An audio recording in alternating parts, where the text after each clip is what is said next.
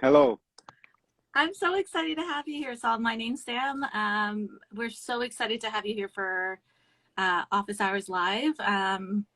Thanks for being here. Thanks for having me, Sam. It's good to be here, and it's nice weather in Ontario, Northern Ontario. So I'm glad to join. I'm glad that you have me here.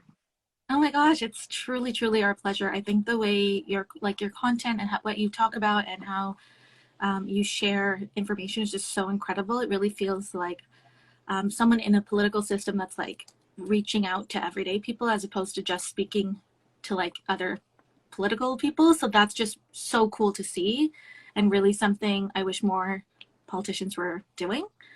Yes. Um, yeah, so I guess like something we've got a couple questions for you, and if anyone else has questions for Saul, like please drop it in the either the chat or in the question box. But we wanted to sort of start with this question that we asked for. Um, I mean, maybe we'll start with like what got you into politics. What like how did you end up here? So first off, I used to be able to. I did some health policy work for First Nations and Northern Ontario, Northern Nishnawbe.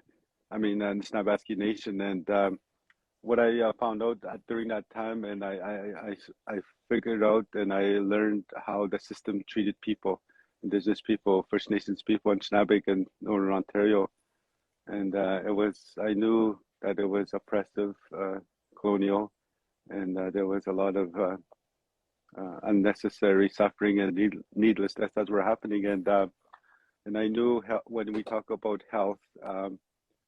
There were other things we need to deal with when what we talk about is social determinants of health, and education, access to housing, food security, all those issues, and those are that has the impact on the health and the lives of the people that live in northwestern Ontario, and Mm-hmm. specifically in the riding of Kiiwetinoong. So I think that's what really drove me.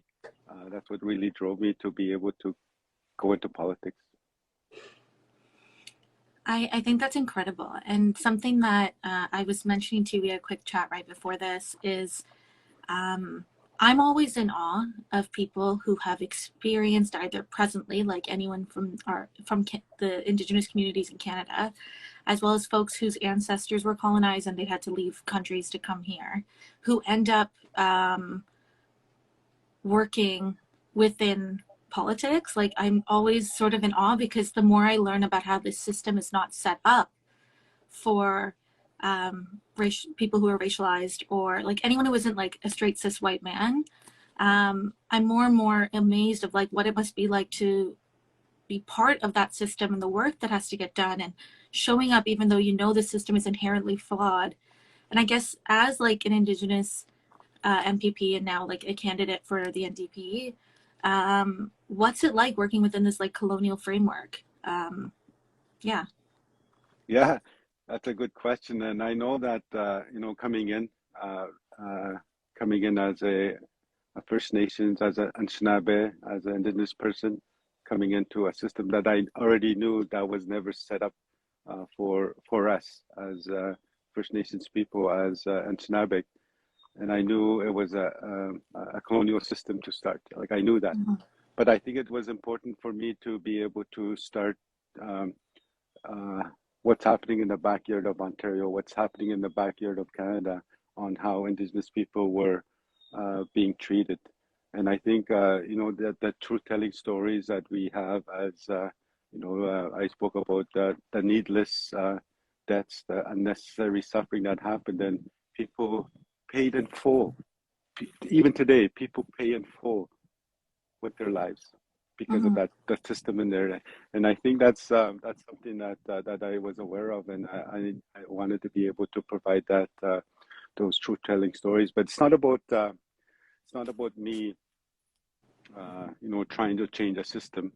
It's not about me trying to uh, change it 180 degrees. It's not me trying to change it 90 degrees. But if I can change a little bit, whether it's a degree, 5 degrees, 7 degrees, to change the trajectory of the thinking of the people that make the decisions in Toronto at Queen's Park. And, I would have made a difference. And I think that's part of that process that I'm dealing with, that oppressive colonial system that I have to work under. And I think the support, the encouragement that I get from, elders, Indigenous people, not only Indigenous people, but also, the people in the riding of Kiiwetinoong, and they're very supportive, of the system, that the things I talk about, because it shines a light on how it treats people, right? So I think, example could be water.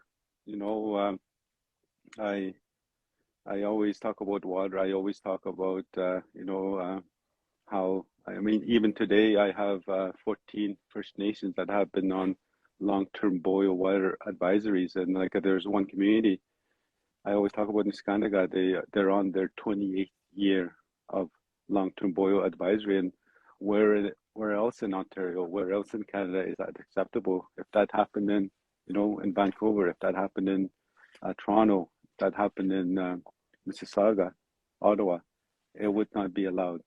And I think that's some of the things about, being in a provincial system.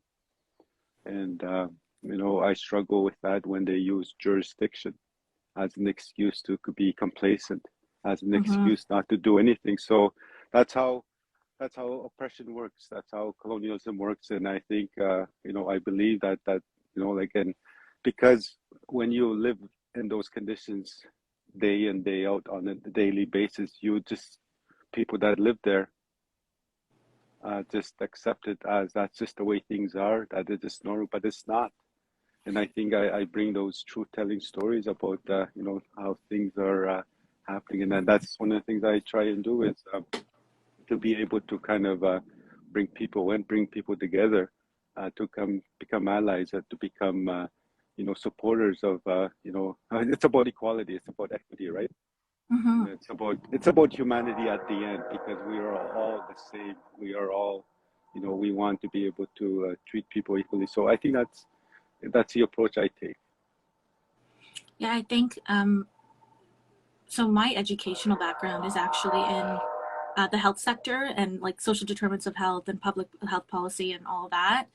And I just ended up starting an Instagram account, but that it's just how life goes, I guess. But the thing I found really interesting about how because in school they would talk about, Indigenous people are disproportionately impacted, the system isn't set up for them, or that they can't access resources, and there's historical genetic issues that are going on, et cetera, all these reasons. And very rarely would you get a prof that said the system has been designed, the way it currently has been set up does not work for Indigenous people because it was not built for Indigenous people. And I feel it's such education is so powerful, and when you frame it Indigenous people are not able to access, it puts the onus on Indigenous people to better access or navigate a system that was never meant for them to navigate. That's not what was designed. So I always feel our systems should be doing a better job of fighting inequities, and we're not really seeing that. And I think the fact that I feel the fact that more Canadians aren't gutted at hearing that there are communities in Canada that do not have clean drinking water is just and how that's not on the news every single day, how we're not talking about that every single day, blows my mind. I don't know, so many thoughts and frustrations around that. And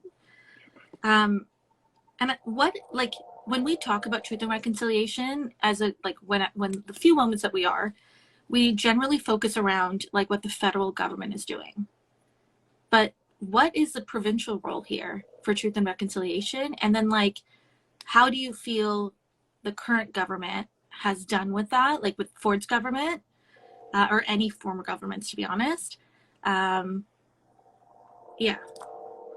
Yeah, I think it's important to, when we talk about systems that are there, example is healthcare.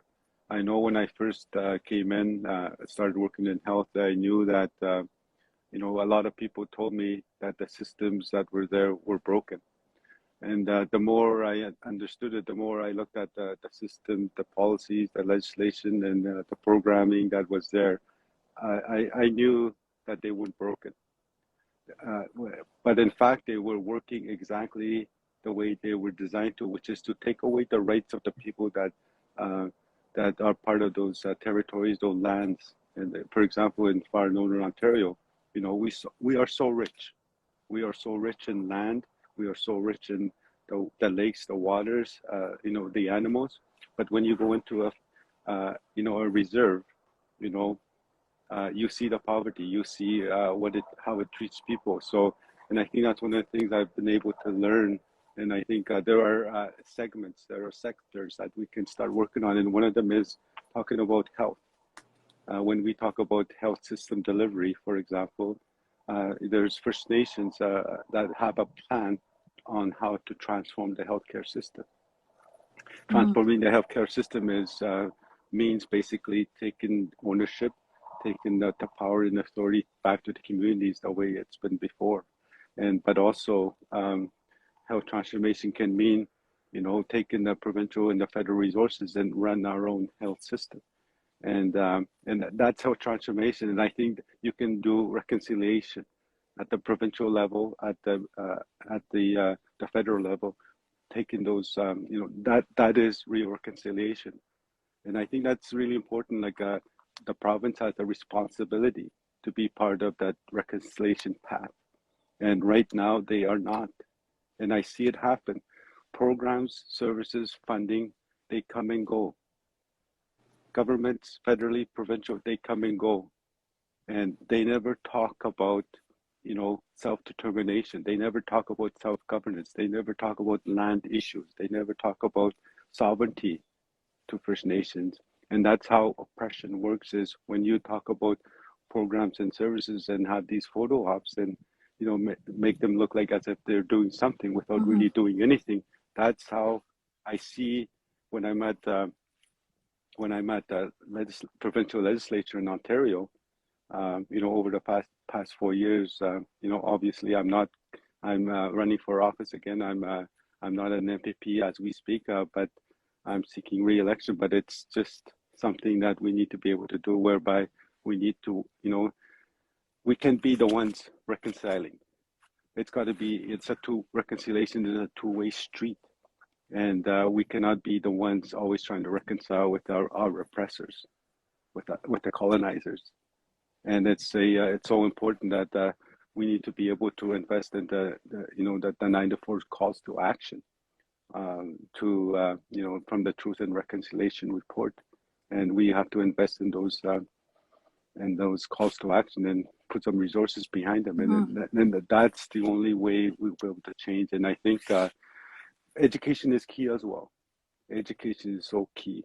We need to be able to learn about the real history of Canada, the real history on the way Indigenous people were treated across the country, across the province, and to get to where we are today, how things are. And when we talk about overcrowding of in the homes, when we talk about youth suicide, housing crisis, water crisis, they're not chronic underfunding. I don't even call it chronic underfunding anymore. It's actually strategic underfunding. And that's how oppression works. And because we live it every day, we die from it every day. And I think me being at the provincial legislature over the past 4 years has given me a different lens, looking on the way people I represent in First Nation communities are treated. And I think that's reconciliation cannot be just a buzzword anymore. Like, I'm tired of hearing reconciliation from governments. I'm tired of them talking about it and they taking these photo ops, but it takes action. It takes resources to be able to do that. And I always invite non-Indigenous people to join us and to stand by us, and so because we want the same thing at the end. We want healthy individuals, healthy communities, a healthy Ontario. We want a better country. We want a better society. That's at the end of the day, that's what we want. But we need to start somewhere. But then it starts today.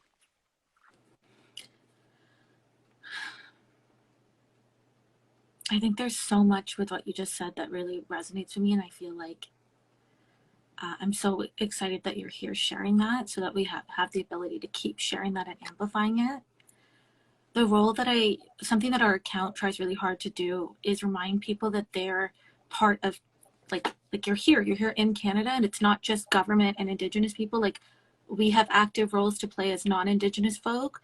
What do I do with an election in Ontario? How do people who feel like enough's enough, the government has got to do better, they're not funding, they don't care, it's all designed this way, they're doing this on purpose. I want different, I want better. I don't want to be like, like the colonizers of the past. I want to do better. Like, I want this generation to do better. So if I feel that way to my core, how do I go into this election? And what am I supposed to do, knowing that it's a colonial framework?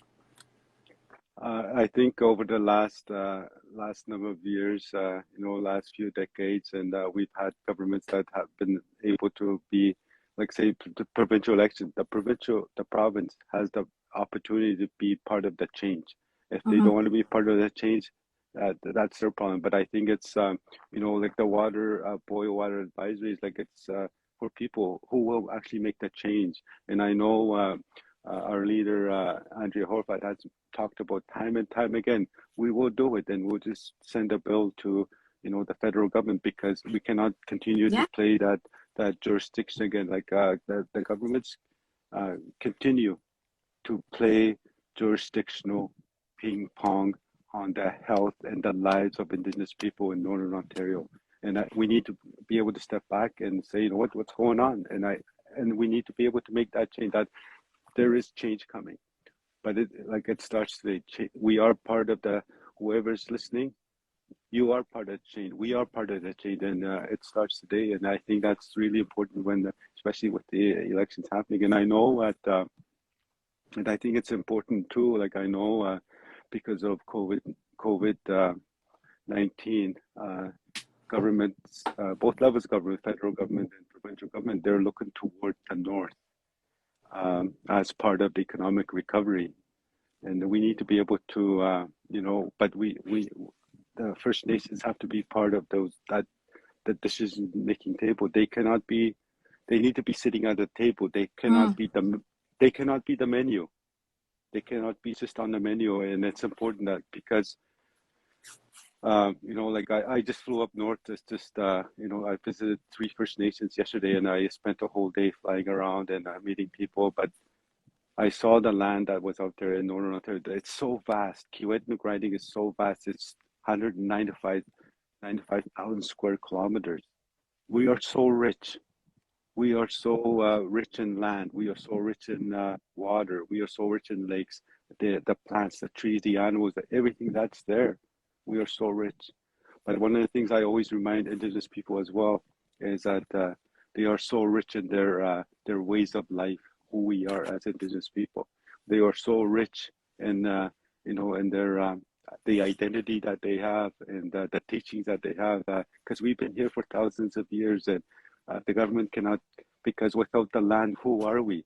And we need to be able to accept that, work towards something that will be meaningful, that will that we benefit as well. When they are doing that, we cannot just it cannot be just the governments and industry benefiting from these resources. We got to be part of that, because we need to be able to save our identities, save our languages, save our ways of life. Because where do we go if we 50, 100, 150 years down the road, if we lose our language? Because we cannot go anywhere. It's not something we go back to our country. This is who we are.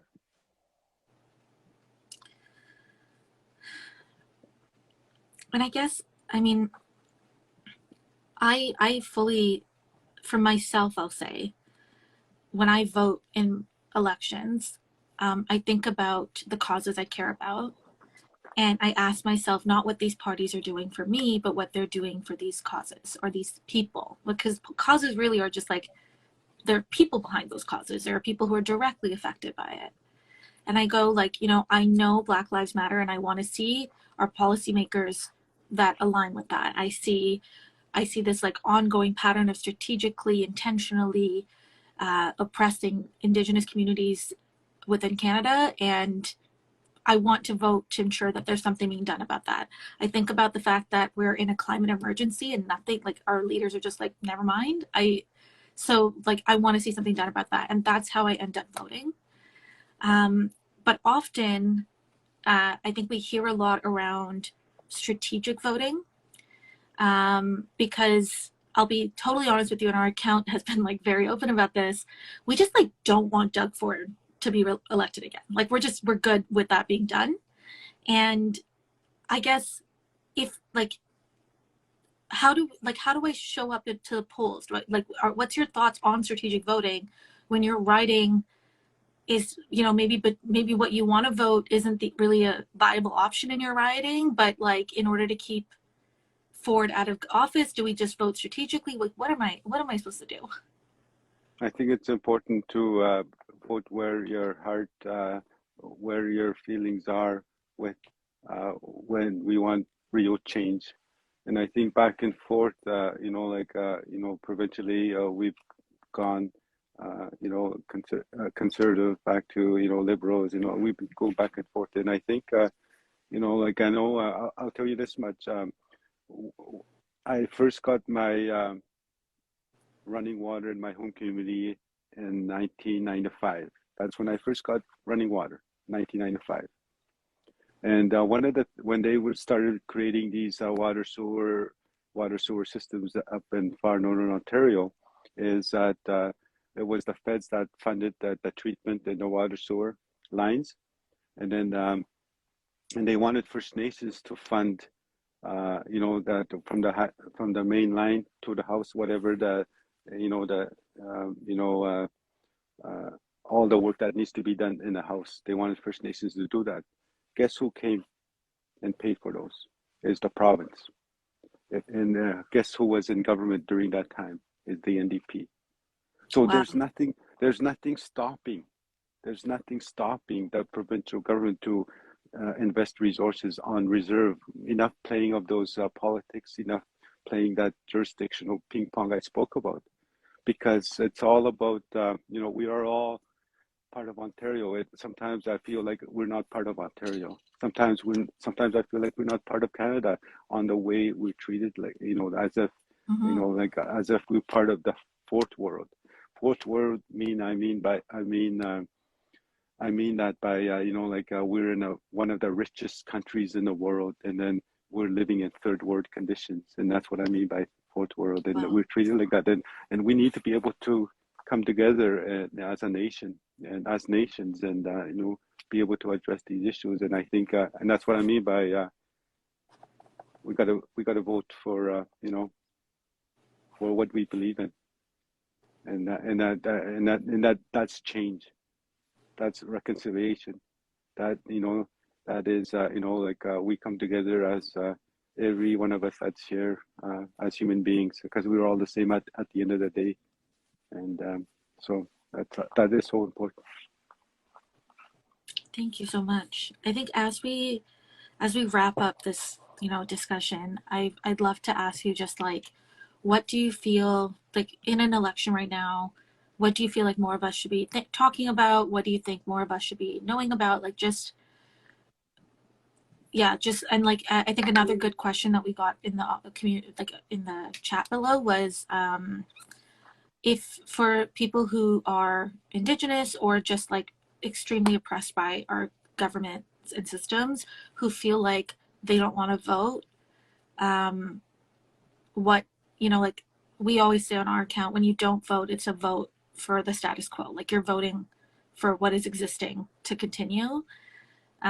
Yeah, so I guess what's your, but there's like valid reasons as to why someone who's disenfranchised but like intentionally oppressed would want to step away from that, right? So yeah, any thoughts on that? I think it's important to note, you know, I see people who do not want to speak up, who do not want to vote a certain way.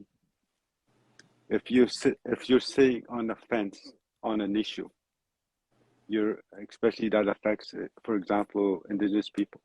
First Nations people and Nishnawbe people. If you're just sitting on a fence, and if you don't vote, you're on the side of the oppressor.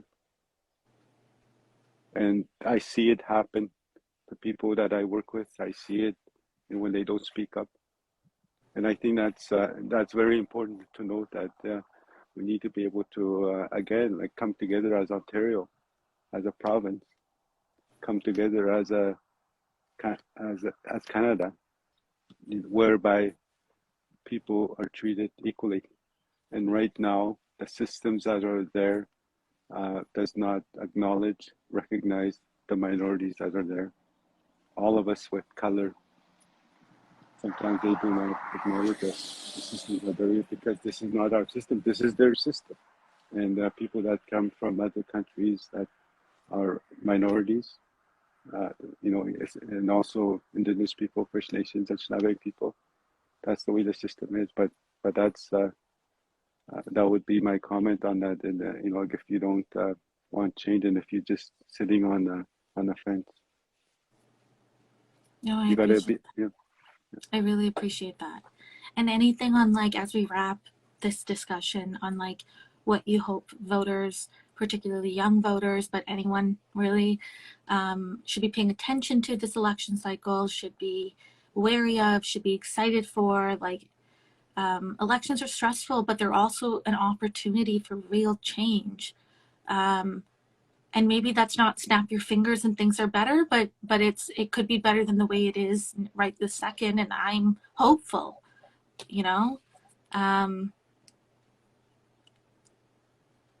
During my role as an MPP, the 4 years I've been there, I heard people talk.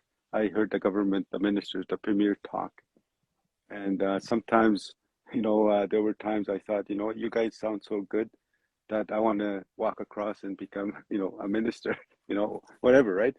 But that's just all talk, and I see the actions that they do, and I think that's, those are very good politicians. They do a good job of politicking, but that's all politics. But I think the real thing is to be able to, again, make change, and I think we're about, when we talk about the NDP. We are about change. We are about we are the change makers. All the youth that have not voted or that are first time voting. That's where the change is, in the youth, the young people. I always talk about young people. They are part of the change. They are the change, and I think that's where our the youth in Ontario, the young voters in Ontario, they got to be part of the change, because they are the change, and I see it. Well, thank you so, so much, Sol, for joining us, for sharing this, for doing the work that you do. We're going to keep telling people to get out and vote. We're going to keep telling people to do this work. And hopefully we can create some important change come this, June 2nd. So best of luck. And you're incredible, and you should be in charge of all the things. I'm saying thank you in my language. I'm saying thank you for having me here. Oh, no problem. Thanks. Bye. B for victory. B for victory. Love it. All right. Okay.